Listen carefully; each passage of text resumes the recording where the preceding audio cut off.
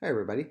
This is the first in a series of videos on the idea of fluids or fluid mechanics. Fluid mechanics is of course the study of fluids themselves. Now fluids can either be studied in a static form in which they're just simply acting on something or when they're in motion in a kinetic form, which is more fluid dynamics. Fluids of course involve liquids, but can also involve air or any other gases because air acts very much in the same way as a fluid when you're studying in this particular way. But this first lecture is going to cover the idea of density, something we really need to understand before we really get into the idea of fluids themselves and what density actually is, and studying density in the way that we're going to need it to study fluid mechanics. Now, density itself is the ratio of an object's mass to its volume, and it's given by the equation rho, which stands for density, is mass divided by volume, hence the ratio part. One thing that's important though is the density stays constant for any material regardless of how big or small it actually is. So for example, a brick, which here we have as a 10 kilogram brick that has a volume of 5 liters, is going to have a density that is 2 kilograms per liter.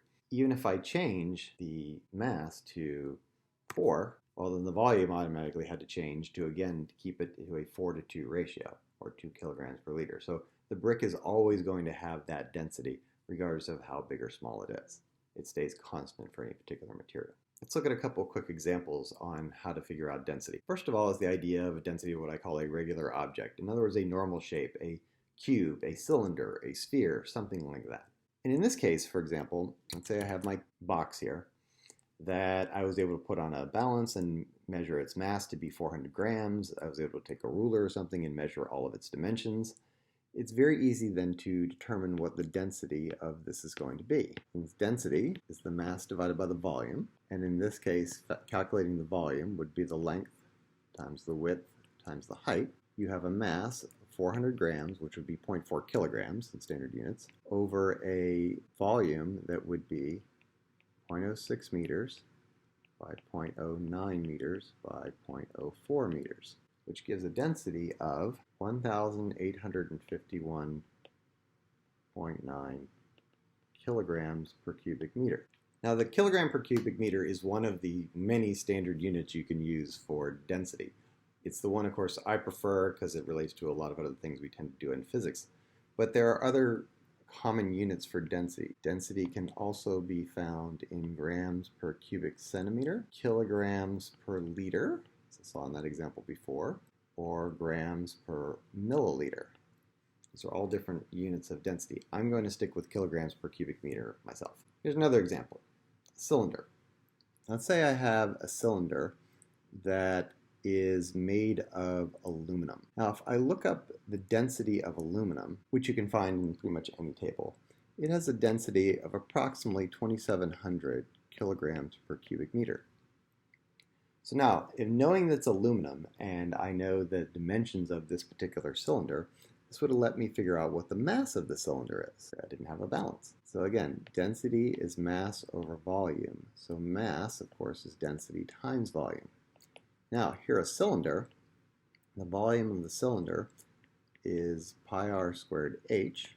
So I'd have 2,700, the density, pi, a radius of 2 centimeters, and a height of 8 centimeters,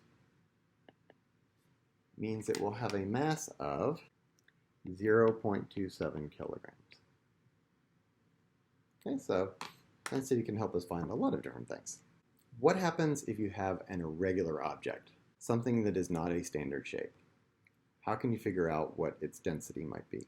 This brings up something called Archimedes Principle, and if you know the story of Archimedes, a king came to him because he thought he was being ripped off by someone who he had given gold to make a crown, and asked Archimedes to figure out if it was really all gold.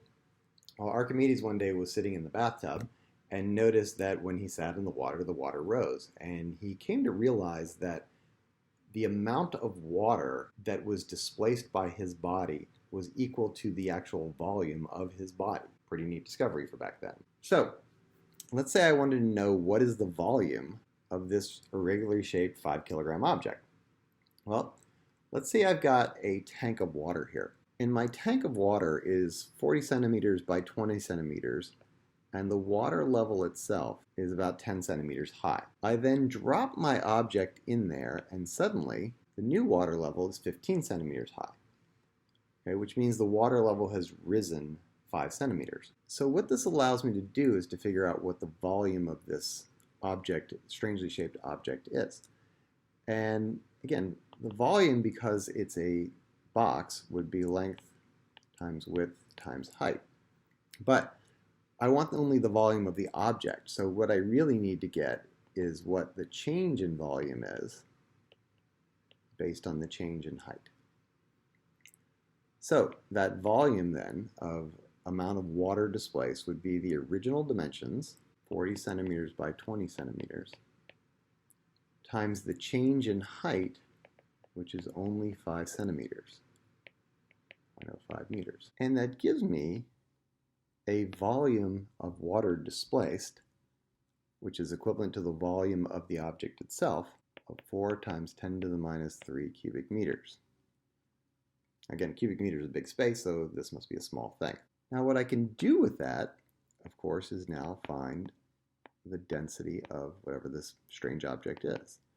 So it had a mass of 5 kilograms, a volume, courtesy of Mr. Archimedes, of 4 times 10 to the minus 3 cubic meters, and that gives a density of 1,250 kilograms per cubic meter. And then if I wanted to, I could look up on a chart and find out what this material is. Now, one last thing about the importance of density is density is going to have a lot to do with whether things float or sink in water. Okay, and again, anything that is more dense than water is going to sink, and anything that is less dense is going to float. So, for example, you can have a series of objects that all have the same mass, but one of them floats and one of them sinks. And that's because they have different densities. And you can see if they have the same mass, the one with the bigger volume is going to have a smaller density and thus is able to float. Equally, if you have objects with the same volume, again, the one that's going to sink is the one that's going to have the greater density, which obviously has to have a greater mass. Finally, if they all have the same density, well then they all have to act exactly the same way. One thing again, as Archimedes showed you, if there's 100 liters of water here and I drop this all the way in, the volume of this thing must be 1.25 liters because that's how much it displaced. Again, pretty simple idea. If something floats and you want to know what its full volume is, this is not the full volume. This is only the amount of the volume of the water it's displacing, so you kind of have to pull it all the way under to see it's 10 liters in volume in order to get its full displacement. Okay, so that's just a quick introduction in fluids about the idea of density. See you next time.